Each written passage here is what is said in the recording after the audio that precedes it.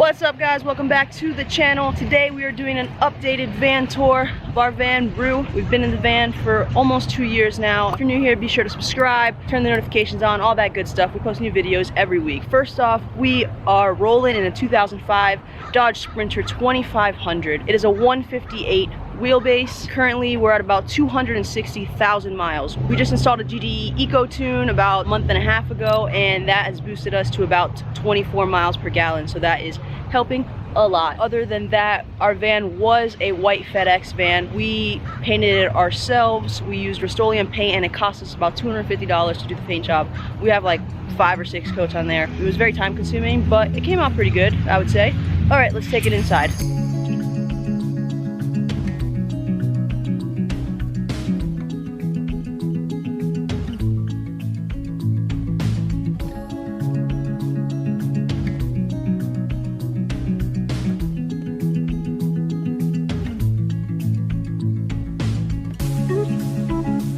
We have a pretty open floor plan. We didn't want to, I mean, we kind of did, but we decided against putting like benches and stuff like that just because it was 2 of us in here and we wanted more space to be able to walk around and cohabitate. Insulation, we use duct self-adhesive insulation for all of our walls and ceiling, and then on top of that we put polyiso board, and then from that we filled all the cracks with foam insulation. To finish our walls, we used knotty pine paneling. This paneling we got from Home Depot, cost us about $300. There are a lot of little pieces. If we were to do it again, we'd probably go with like bigger slabs or only do sections. I mean, it looks nice, but yeah. Moving on to the front cab, one of the coolest features we have probably is our sliding door. Because it was a FedEx van, it came with this super secure sliding door that's a key to access, and it was a big plus for us just because it was a big plus for us. A quick look in the cab, nothing crazy up here. We had a normal FedEx passenger seat, so we had to swap that out for a normal passenger seat that I could sit in. And we also installed a radio, and we installed these 2 overhead speakers because we had no sound system in the van when we first got it. We also didn't have very many switches, so we installed our light bar switch and we installed our traction control switch, so now we can control that from the front. Before we didn't have any of that, so that was some little things we did. We also installed 12-volt outlets so we can charge our phones with USBs. And since it was a FedEx van, it came with a very big clunky reverse camera, but it works great with the big van. Moving on to our top shelving here, we decided to go with a 4-space shelving on top, 3 smaller ones, and then 1 super big over the kitchen. We really wanted to optimize space, and this was a great way to do so. We were gonna do like close down locking doors on them, but we decided to just go with curtains, and they work great for us. I mean, at first we had a little bit of issue with things falling out, but we fixed it. Moving on to the kitchen space.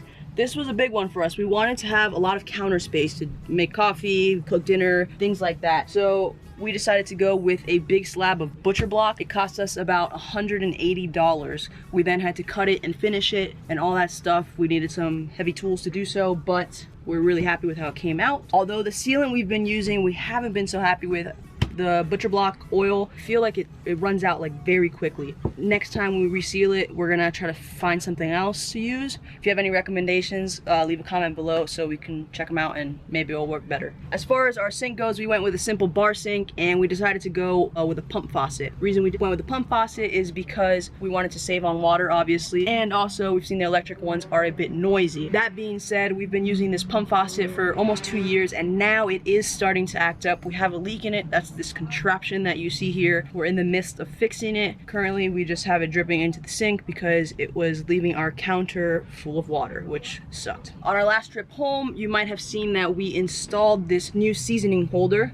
Real simple, but it's cool and it's easy access for all the seasonings that Jason uses on a daily basis, so he doesn't have to go rummaging through the cabinets for them. We have all our utensils and kitchen tools hanging from this normal steel rod, and our napkin we have hanging from a string, along with our whiteboard where we put any groceries we need or things we need to remember. Another thing that we recently did is we originally had a gray water tank that lasted us about a year, and it was a pain in the ass. So we decided to do a straight piping method. We did put a valve, so if we're somewhere we cannot dump, go ahead and close it and we could fill up the whole pipe if we have to wash a dish or something like that. But we switched over to plant-based vegan soap, so we're good to dump it and we're not harming the environment. I highly recommend this straight pipe. The setup before was just a pain in the ass and very tedious to have to empty all the time. All right, moving on to our fridge.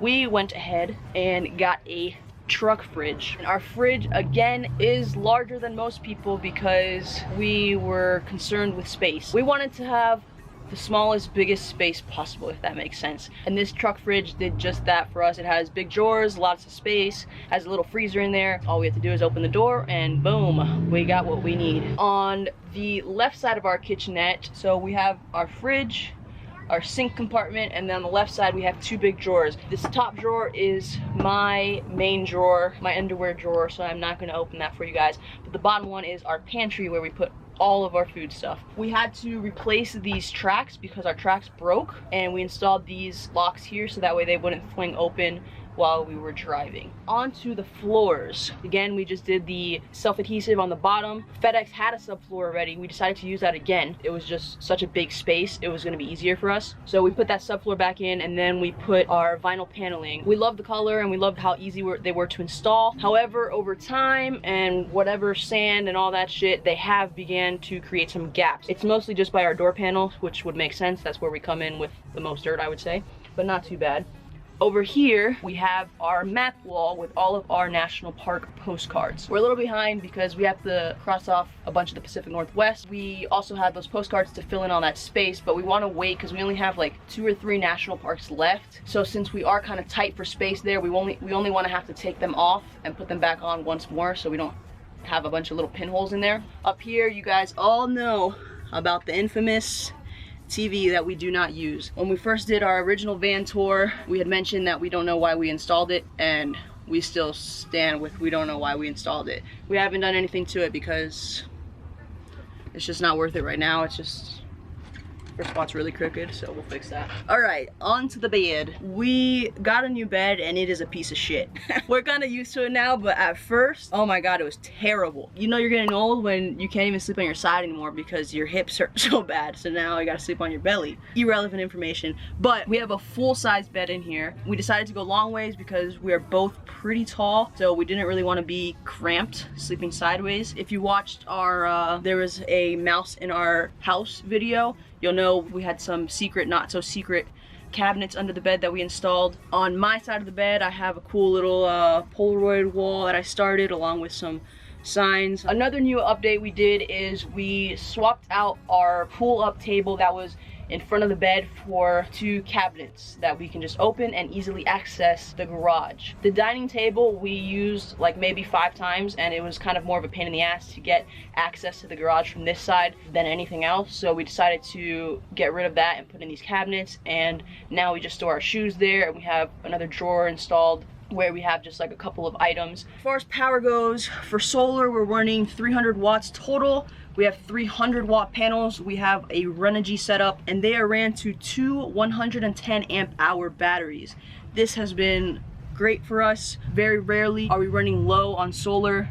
It has happened a handful of times, but it's been like where it's been overcast for weeks or something like that. To deal with that, we installed a wire from the alternator to the battery with a switch, so if we know we're running low on power, we can just flip that switch, and while we're driving, it will charge up the battery banks. We have an inverter feeding these 4 outlets to power household appliances or charge laptops. Super helpful. We have 1 by each side of our bed, 1 in the kitchenette area, and 1 behind the TV. Alright guys, so there you have it. There is our updated van tour with all the renovations we did. If you want a more in-depth tour of our van, check out our longer video. We really went into all the specifics of what we used and explained our reasoning behind it a bit better. That's it for our van tour after 2 years. I hope you enjoyed this video. If you did, give it a thumbs up. Be sure to subscribe. Posting new van life content, new travel content every single week. You want to be here. You don't want to miss it. Thank you so much for watching and tuning in, and we will see you in the next one. Later.